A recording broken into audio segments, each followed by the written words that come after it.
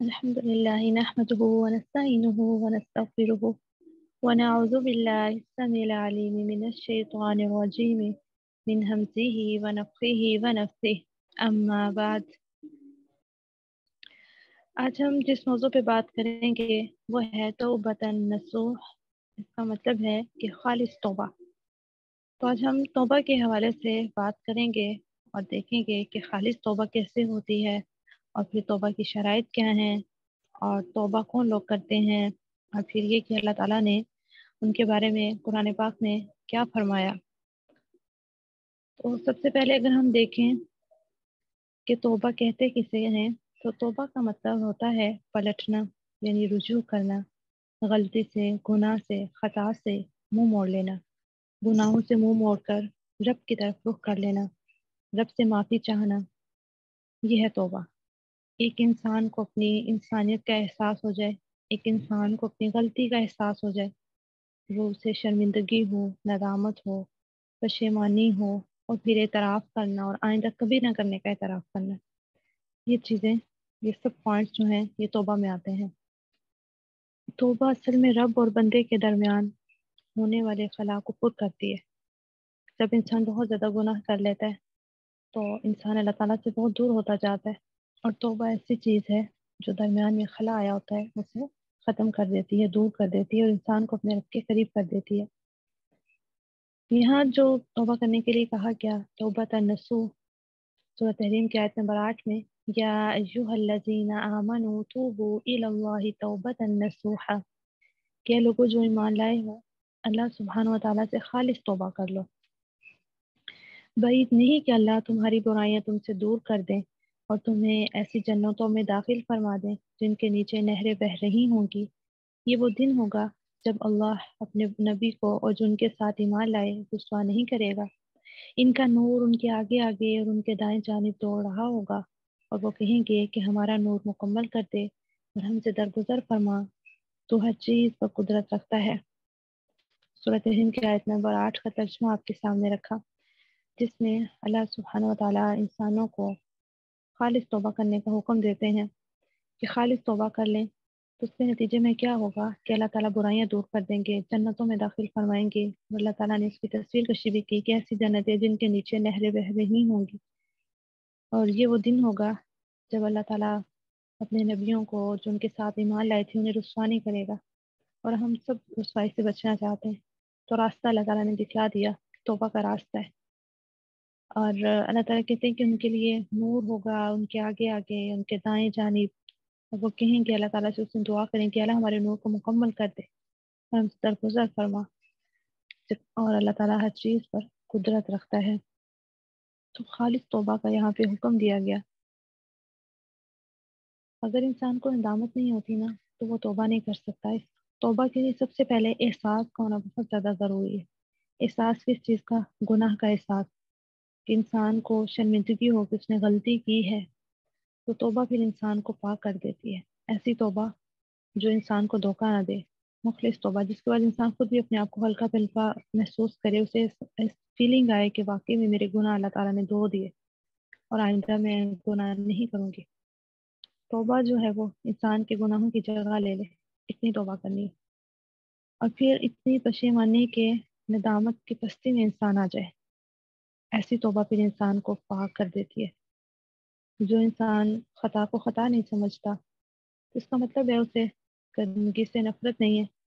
شرمندگی ندامت تو اس سے ہوتی ہے نا جو انسان خطا کو، جس انسان کو خطا کا پتہ ہو، جو خطا کو برا محسوس کرتا ہو۔ اگر کوئی انسان برائی کو، گناہ کو، خطا کو برا ہی نہیں سمجھتا تو وہ کبھی اس سے معافی بھی نہیں مانگے گا، کبھی اس سے دور بھی نہیں ہٹے گا۔ تو غلطی کا احساس ہونا چاہیے، وہ بہت زیادہ ضروری ہے۔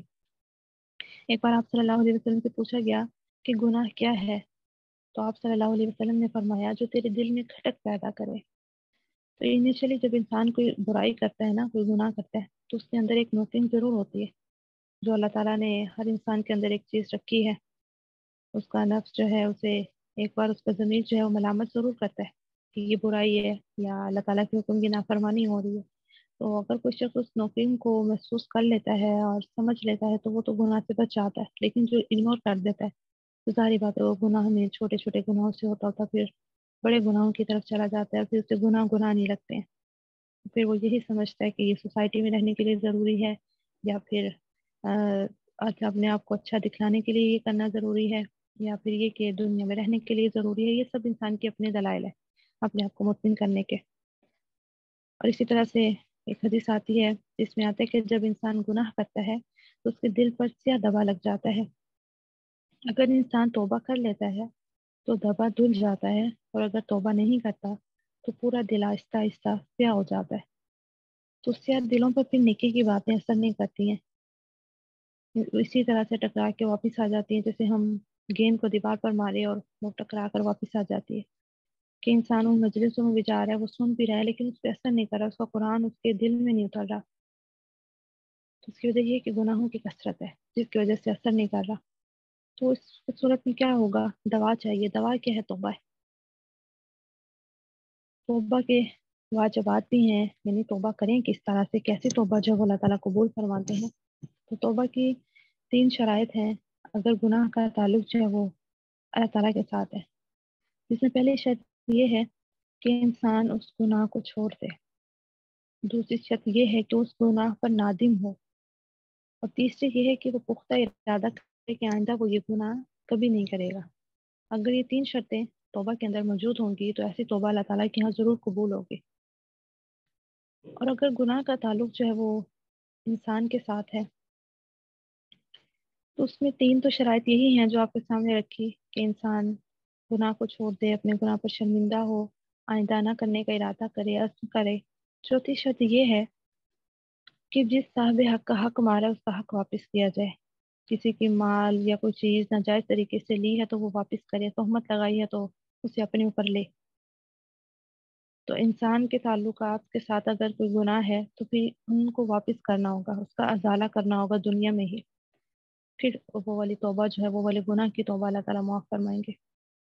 اللہ تعالیٰ نے ارشاد فرمایا سورہ نور کی آیت نمبر 31 کے اندر کہ اے مومنو سب کے سب اللہ کی طرف رجوع کرو تاکہ تم کامیاب ہو جاؤ۔ اس آیت سے ہمیں پتہ چلتا ہے کہ اصل کامیابی کا راستہ کیا ہے، کہ انسان گناہوں سے پاک ہو جائے اور انسان اللہ تعالیٰ کی طرف رجوع کر لے، انسان اپنا اور رب کا تعلق جو وہ مضبوط کر لے تو وہی انسان کامیاب ہے۔ سورہ ہود کے اندر آتا ہے کہ اپنے رب سے استغفار کرو اور اس کی طرف رجوع کرو۔ دیکھیں اللہ تعالیٰ ہمیں کہہ رہے ہیں کہ اپنے رب سے استغفار کرو، اپنے رب کی طرف رجوع کرو، یعنی اللہ تعالیٰ نے تو ہمارے لیے ہمیشہ دروازے کھلے رکھے ہیں۔ یہ انسان پہ ہی ہے کہ وہ کب اللہ تعالیٰ کی طرف رجوع کر لے، کب اللہ تعالیٰ کا بندہ بن جائے، کب وہ ایک عاجز انسان بن جائے۔ اور ابو ہریرہ سے روایت آتی ہے کہ آپ صلی اللہ علیہ وسلم نے فرمایا کہ اللہ کی قسم میں دن میں 70 مرتبہ سے زیادہ رب سے توبہ کرتا ہوں، اور ایک روایت میں آتا ہے کہ میں روز اس کی بارگاہ میں 100 مرتبہ توبہ کرتا ہوں۔ تو دیکھیں وہ اللہ تعالیٰ کے نبی تھے، اس کے باوجود وہ استغفار کرتے ہیں، اللہ تعالیٰ سے توبہ کرتے ہیں، کوئی لغزش ہو گئی، کوئی گناہ ہو گیا تو اللہ تعالیٰ معاف فرمائے، جبکہ ہمیں تو یقین ہے کہ ہم سے گناہ ہوتے ہیں، ہمیں کتنی زیادہ ضرورت ہے استغفار کرنے کی۔ تو صبح شام انشاءاللہ ضرور 100 مرتبہ استغفار کرنی ہے، اور جب ہمیں وقت ملے، جب فارغ ہوں تب تو ہم کریں کہیں، لیکن صبح شام کو ضرور اپنی روٹین کے اندر لے کر آنا ہے کہ ہم 100 مرتبہ استغفار کریں اللہ تعالیٰ کے ہاں۔ توبہ پر جو ہے نا اللہ تعالیٰ بہت زیادہ خوش ہوتے ہیں جب انسان اپنے گناہوں سے شرمندہ ہو کے رب کی طرف رجوع کرتا ہے، رب کو بڑا مان لیتا ہے اور رب کے سامنے اپنے آپ کو کمزور دکھاتا ہے۔ انسان ہے تو ہے ہی، لیکن جب وہ سمجھتا بھی ہے اور احساس بھی اسے ہو جاتا ہے کہ میں واقعی میں کمزور ہوں، اور اللہ کا وہ کمزور عاجز انسان بن کے جب اللہ تعالیٰ کے سامنے رجوع کرتا ہے تو اللہ تعالیٰ اپنے اس بندے کی توبہ سے بہت زیادہ خوش ہوتے ہیں۔ ایک طویل حدیث آتی ہے جسے مختصراً آپ کے سامنے رکھتی ہوں، جس میں آتا ہے کہ یہ بیان کرنے کی کوشش کی گئی ہے حدیث میں کہ اللہ تعالیٰ اپنے بندے کی توبہ سے کتنا خوش ہوتے ہیں۔ تو اس کی مثال دیکھیے، جیسے کوئی شخص اپنے گھوڑے پر اپنے ساز و سامان سمیت صحرا میں سفر کر رہا ہے، اور یہاں تک کہ سفر کے دوران اسے تھکاوٹ ہوئی اور وہ کہیں ٹیک لگا کے بیٹھا سستانے کے لیے، اور وہیں اس کی آنکھ لگ گئی، اور جب وہ اٹھا تو اس نے کیا دیکھا کہ اس کا اونٹ جو ہے وہ ساز و سامان سمیت وہاں سے غائب ہے، یعنی اس کا کھانا پینا، اس کا باقی سب چیزیں، ہر چیز جو ہے وہ اونٹ کے اوپر لادی ہوئی تھی، اور اونٹ ان سب چیزوں کے ساتھ وہاں سے غائب ہے۔ تو اس وقت انسان کو کتنی زیادہ پریشانی ہوتی ہے، صحرا ہے، دائیں بائیں کہیں سایہ نہیں ہے، کہیں پانی نہیں ہے، کہیں بندہ چرند پرند نہیں ہے، اور اس صحرا میں انسان تنہا رہ جائے کہ کھانے پینے کا بھی کچھ نہ ہو اس کے پاس، اور اسی پریشانی میں وہ بھاگتا پھرے اور اپنے اونٹ کو تلاش کرے، یہاں تک کہ وہ تھک ہار کے بیٹھ جائے اور اس کی دوبارہ آنکھ لگ جائے، اور دوبارہ آنکھ لگنے کے بعد جب اس کی آنکھ کھلے تو وہ اپنے اونٹ کو اپنے ساز و سامان سمیت اپنے سامنے موجود پائے، تو جس قدر اس شخص کو خوشی ہوگی، بتایا گیا کہ اس سے زیادہ اللہ تعالیٰ اپنے بندے کی توبہ سے خوش ہوتا ہے۔ سبحان اللہ۔ تو اس نسل میں یہ چیز وضاحت کی گئی کیونکہ ہماری جو روٹین چیزیں ہوتی ہیں نا، ان سے ہم زیادہ سمجھ سکتے ہیں، ہماری فیلنگز کے مطابق جو ہے ہمارے سامنے بات کو رکھ کے بیان کیا گیا کہ اللہ تعالیٰ اپنے بندے سے کس قدر خوش ہوتے ہوں گے کہ انسان اتنی چھوٹی سی بات اتنا خوش ہو جاتا ہے۔ اللہ کے رسول صلی اللہ علیہ وسلم نے فرمایا کہ سورج کے مغرب سے طلوع ہونے سے قبل جو شخص بخشش طلب کرے گا اللہ تعالیٰ اسے معاف کر دیں گے۔ اسی طرح سے حدیث میں آتا ہے کہ اللہ تعالیٰ رات کو اپنا ہاتھ پھیلاتا ہے تاکہ دن کو برائی کرنے والا توبہ کر لے، اور دن کو اپنا ہاتھ پھیلاتا ہے تاکہ رات کو گناہ کرنے والا توبہ کر لے، یہاں تک کہ سورج مغرب سے طلوع ہو جاتا ہے، یعنی کہ قیامت آ جاتی ہے، یعنی قیامت تک یہ سلسلہ قائم رہے گا کہ اللہ تعالیٰ اپنے جو گناہ گار ہیں ان کی توبہ کو قبول کرنے کے لیے ہر وقت تیار ہے۔ اگر دن میں کسی سے گناہ ہوا، اس کے بعد اس کو نادم ہوا، اللہ سے توبہ کرنا چاہتا ہے، اللہ تعالیٰ اسے معاف کر دیں گے۔ حدیث میں یہاں تک بھی آتا ہے کہ کسی کے گناہ سمندر کی جاگ کے برابر ہیں اور وہ سچی توبہ اللہ تعالیٰ سے کر لیں، اللہ تعالیٰ کی طرف رجوع کر لیں، تو اللہ تعالیٰ اس کے سب گناہوں کو معاف فرما دیں گے۔ آپ صلی اللہ علیہ وسلم نے فرمایا کہ بے شک اللہ تعالیٰ بندے کی توبہ اس وقت تک قبول فرماتا ہے جب تک کہ غرغرہ نہ ہو، یعنی عالم نزاع سے پہلے پہلے تک۔ توبہ کی جو ہے وہ بہت زیادہ فضیلت ہے۔ ایک اور حدیث ہمیں ملتی ہے جس میں آتا ہے کہ ایک بوڑھا آدمی جس کی کمر جھکی ہوئی تھی، ہاتھ میں اس نے لاٹھی پکڑی ہوئی تھی، اور بال اس کے سفید تھے، داڑھی اس کے بموں کے بال لمبے ہو کے اس کی آنکھوں کے اندر آ رہے تھے، یعنی اس کی تصویر کشی کی گئی کہ اتنا وہ ضعیف شخص تھا، اور اسے احساس ہو گیا کہ وہ اسلام پر نہیں ہے اور اس کے بہت زیادہ گناہ ہے، تو وہ نبی صلی اللہ علیہ وسلم کی خدمت میں حاضر ہوا۔ اس نے آ کر کہا کہ میرے گناہ جو ہیں وہ سمندر کی جاگ کے برابر ہیں، اگر تمام انسانوں میں تقسیم کر دیے جائیں تو تمام انسانوں کو لے ڈوبے، تو کیا میرے لیے کوئی گنجائش ہے، میری توبہ قبول ہو سکتی ہے؟ تو آپ صلی اللہ علیہ وسلم نے اس سے فرمایا کہ تم نے اسلام قبول کر لیا؟ اس نے کہا اشہد ان لا الہ الا اللہ وحدہ لا شریک لہ واشہد ان محمدا عبدہ ورسولہ، یعنی اس نے اسلام قبول کر لیا۔ تو آپ صلی اللہ علیہ وسلم نے فرمایا کہ اللہ نے تمہارے گناہ معاف کر دیے ہیں، جو بھی اسلام قبول کرتا ہے اللہ تعالیٰ اس سے گزشتہ تمام گناہوں کو معاف فرما دیتا ہے۔ اور وہ شخص اتنا خوش ہوا اور اللہ اکبر کہتا ہوا وہاں سے پلٹ گیا۔ تو یہاں سے ہم دیکھ سکتے ہیں کہ اللہ تعالیٰ نے انسان کے لیے کتنی گنجائش رکھی ہے کہ جتنے بھی گناہ ہو جائے لیکن جب اسے موقع مل جائے وہ رب کی طرف آئے تو رب اسے دھتکارتا نہیں ہے، اس کے لیے دروازے کھلے ہیں۔ توبہ روشنی ہے، توبہ رحمت بری فوار ہے، توبہ انسان کا علاج ہے، نفس کی بیماریوں کا علاج ہے، دل کے داغ دور ہو جاتے ہیں۔ توبہ کے بعد انسان اپنے آپ کو ہلکا پھلکا محسوس کرتا ہے۔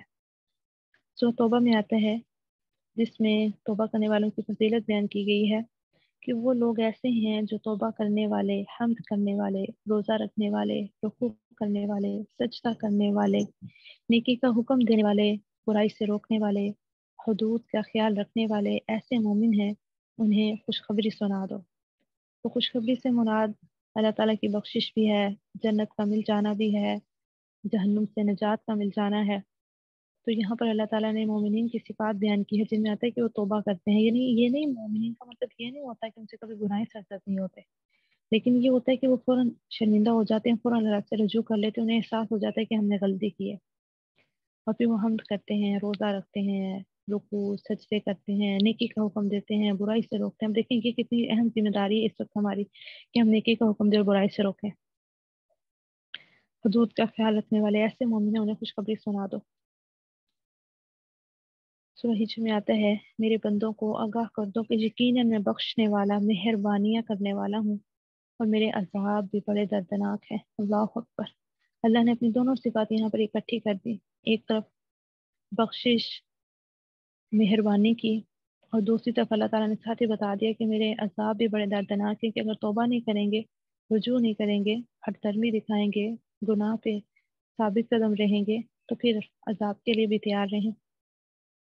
تو ہم نے اللہ کی خوشی کی خاطر انشاءاللہ کثرت سے استغفار کرنی ہے، اور استغفار کی وجہ سے ہمیں اور بھی بہت کچھ ملتا ہے۔ صرف ہمارے گناہ ہی معاف نہیں ہوتے، بلکہ توبہ کی وجہ سے اللہ تعالیٰ دنیا کی نعمتوں سے بھی نوازتے ہیں۔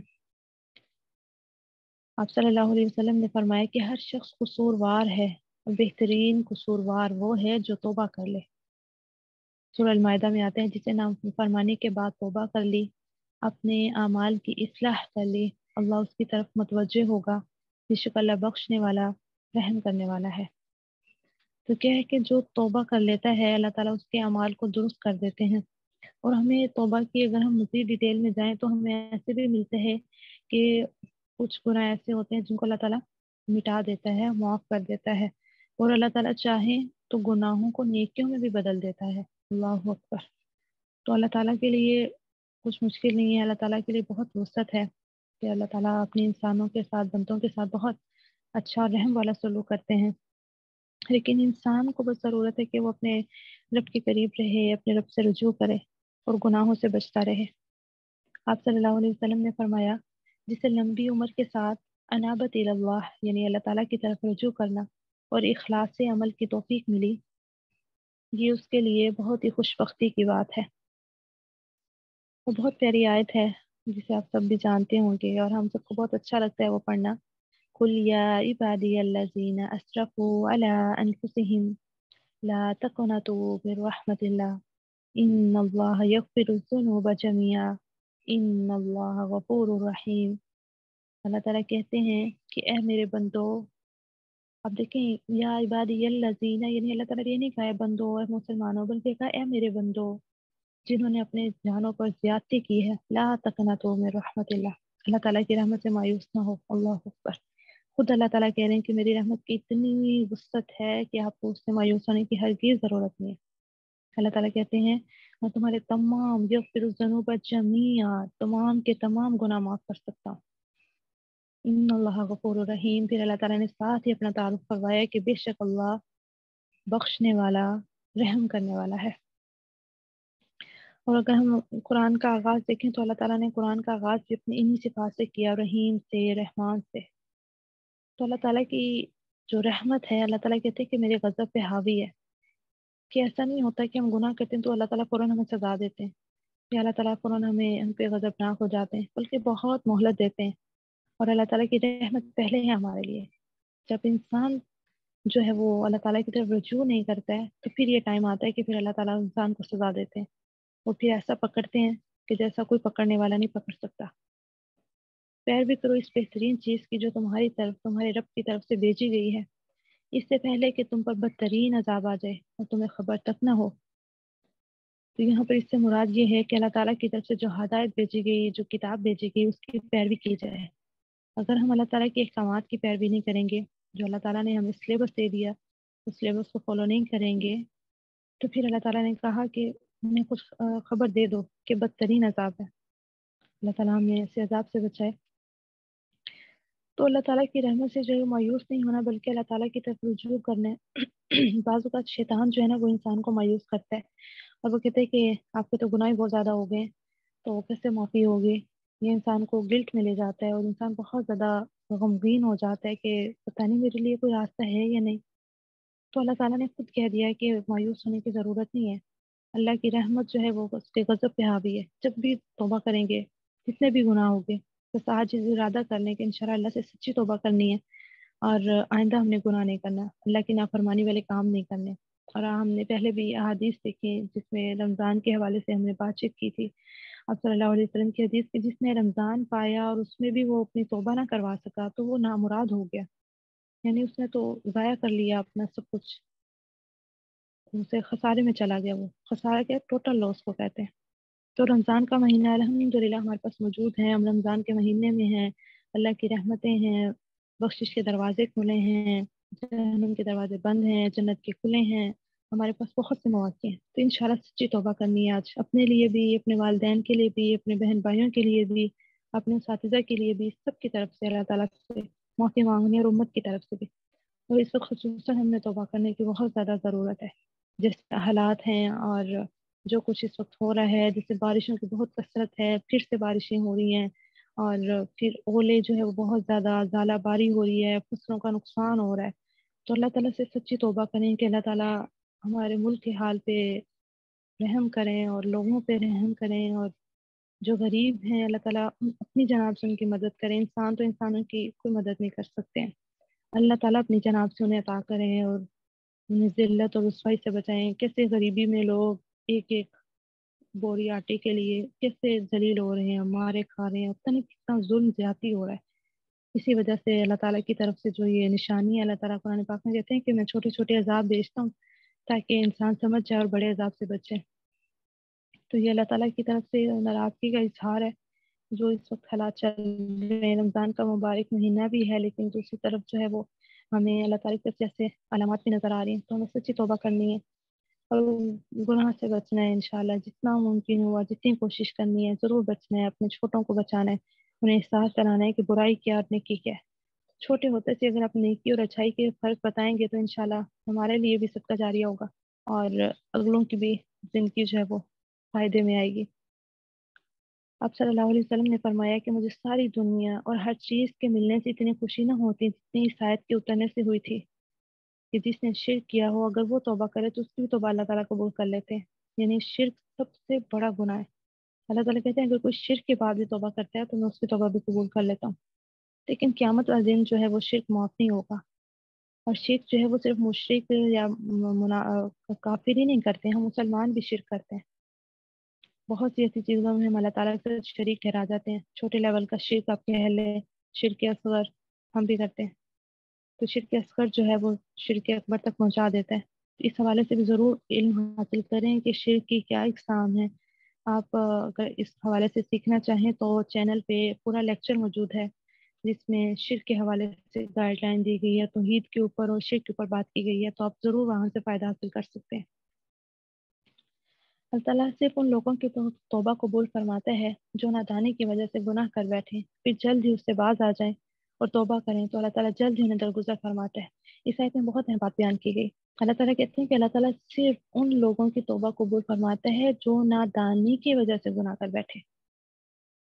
اور ہمارے ہاں کیا ہوتا ہے کہ ہم کہتے ہیں نہیں اللہ تعالیٰ کو تو وہ غفور رحیم ہے، وہ بخش دیں گے، بس ٹھیک ہے ابھی میں یہ والا گناہ کر لوں یا میں ابھی یہ والی شادی اٹینڈ کر لوں، پھر سے دوپٹہ حجاب لینا شروع کروں گی، اور یا پھر بس یہ ایک گانا سن لوں، کوئی بات نہیں مجھے پسند ہے پھر سے چھوڑ دوں گی. یعنی کہ ہم ایسے گناہ کر رہے ہیں. ابھی تو یہ میں نے معمولی گناہ کی بات کی، سے بہت بڑے بڑے گناہ جو ہمارے معاشرے میں ہو رہے ہیں اور بہت ہٹ درمی کے ساتھ ہو رہے ہیں، اور اس امید کے ساتھ کہ جنت تو مسلمانوں کے لیے ہے تو بس ٹھیک ہے جنت میں چلے ہی جانا ہے، ہم نے جیسے تیسے بھی ہم چلے جائیں.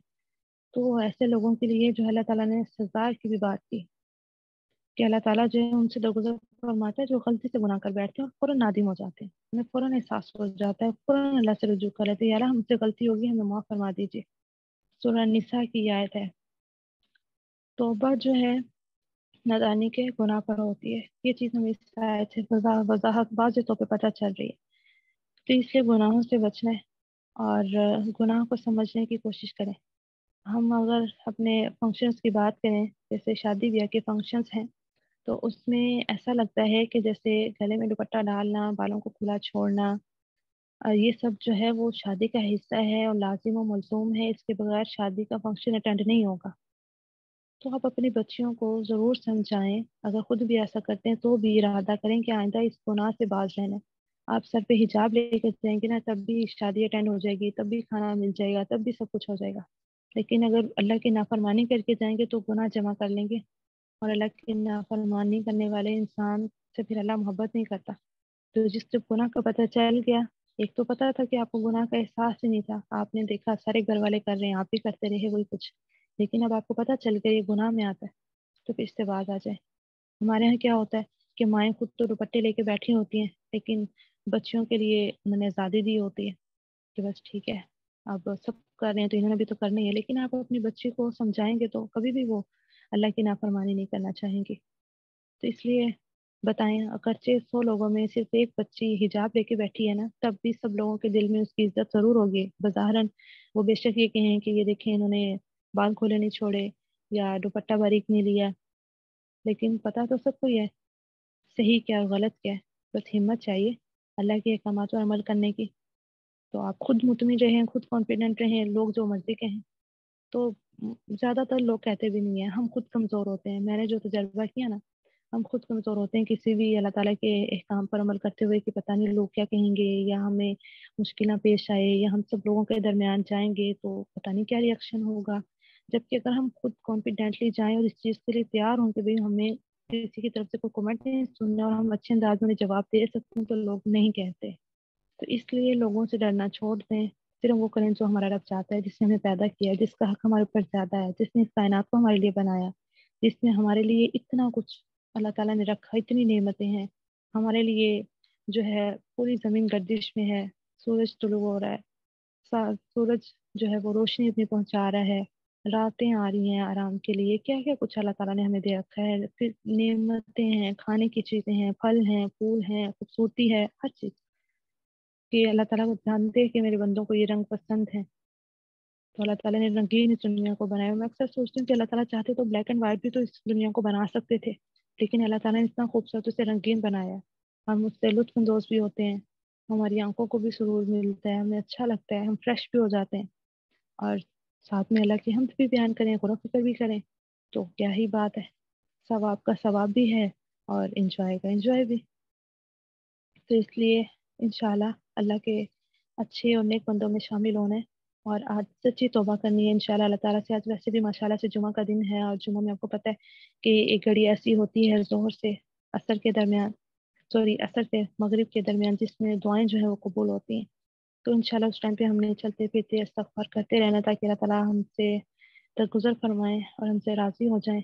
और इसके अलावा जो जुम्मा की सुन्नतें हैं उनको ज़रूर आपने पढ़ना है, जैसे सूरह कहफ की तलावत है, कसरत से दुरूद शरीफ पढ़ना है, गुस्ल करना है, खुशबू लगाना है। तो ये सब चीज़ें जो है इंशाल्लाह जुमा के हवाले से जो है इन पर अमल करने की कोशिश करेंगे। जी, सवाल कीजिए।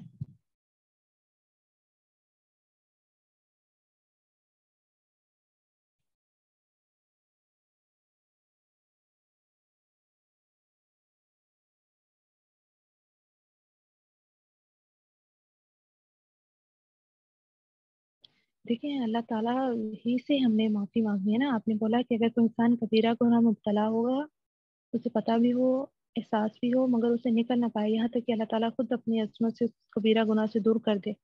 अब उसे गुनाह से दूर होने के बाद बहुत ज़्यादा एहसास हो तो क्या उसकी तौबा कबूल होगी?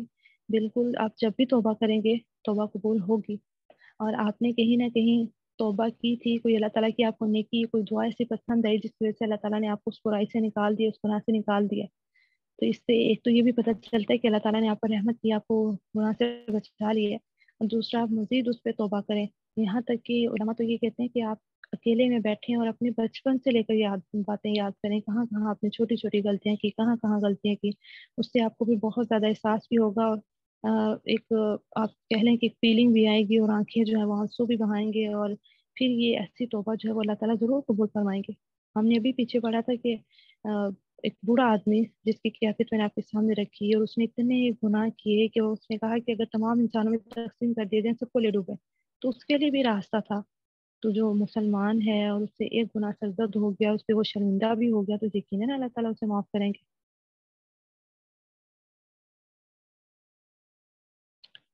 तो आज का सेशन फिर हम यहीं पे वाइंड अप करते हैं, इन्हें इस इरादे के साथ कि इंशाल्लाह अल्लाह ताला से सच्ची तौबा करनी है।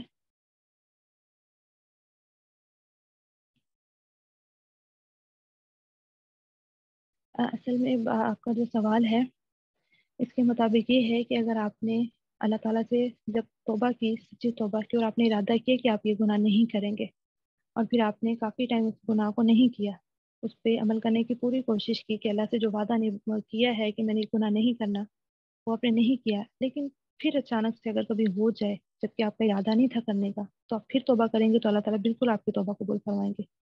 लेकिन हमें इस अमल को दोहराते नहीं रहना चाहिए, हमें फिर उस पर कंट्रोल करना चाहिए। उस तरफ जिस वजह से हम वो गुनाह करते हैं, उस जाने वाले जो अवामिल हैं उनसे बचना चाहिए, और अल्लाह ताला से दुआ करते रहना चाहिए कि अल्लाह ताला मेरे लिए सीधा रास्ते पे चलना आसान फरमा दे और बुराई से बचना आसान फरमा दे। تو انشاءاللہ انسان جو کوشش کرتا ہے پھر اللہ تعالیٰ اس کے لیے بہت مدد کرتے ہیں، راستے کھولتے ہیں اس کے لیے۔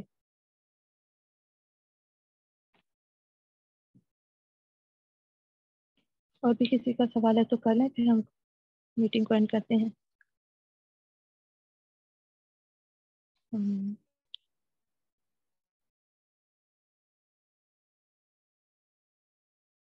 اور آپ لوگ جو ہے نا ٹائم سے میٹنگ جوائن کر لیا کریں، جیسے ہم نے 5:30 کا ٹائم رکھا ہے تو 5:30 پورا آپ لوگ ایکٹیو رہا کریں۔ آپ لوگ بہت تسلی سے آہستہ آہستہ آتے ہیں، تب تک بعض اوقات آدھا لیکچر بھی ہو چکا ہوتا ہے، تو پہلے ہی ہم نے آدھے گھنٹے کا سیشن رکھا ہے، اس لیے کوشش کیا کریں، یہ بھی دیکھیں نیکی کے کاموں میں سے ہے نا، کچھ سبقت لے جانے کی کوشش کیا کریں۔ آپ پہلے سے بیٹھیں اور ارادہ کریں، دیکھیں جس نے آج زیادہ احادیث سن لی، زیادہ وقت کے لیے وہ اس نے لیکچر کو سنا، اللہ اور اللہ کے رسول کی باتوں کو سنا، اس نے زیادہ ثواب کما لیا۔ جو لیٹ آئے تو ظاہری بات ہے وہ اس اجر سے اتنے اجر سے محروم رہا۔ پھر چھوٹے چھوٹے لیول پہ بھی کوشش کریں، صحابہ کرام جو ہیں وہ ایک دوسرے سے نیکیوں میں سبقت لے جانے کی کوشش کرتے تھے، تو ہمیں بھی نیکیوں میں سبقت لے جانے کی کوشش کرنی، ایک دوسرے سے آگے نکلنا ہے۔ آپ دیکھیں حضرت عمر، حضرت ابوبکر صدیق کتنے جلیل القدر صحابہ کرام ہیں، وہ آپس میں مقابلہ لگاتے تھے، اور حضرت عمر کہتے تھے کہ کوشش کرتے کہ میں تو ابوبکر صدیق سے آگے نکل جاؤں، اور اکثر ایسا ہوتا کہ حضرت ابوبکر صدیق ہی سبقت لے جاتے، اور آخر انہوں نے ایک دن یہ کہہ دیا کہ میں کبھی بھی ابوبکر صدیق کو نہیں ہرا سکتا۔ تو کیا تھی، کوشش کرتے تھے ایک دوسرے سے آگے نکلنے کی۔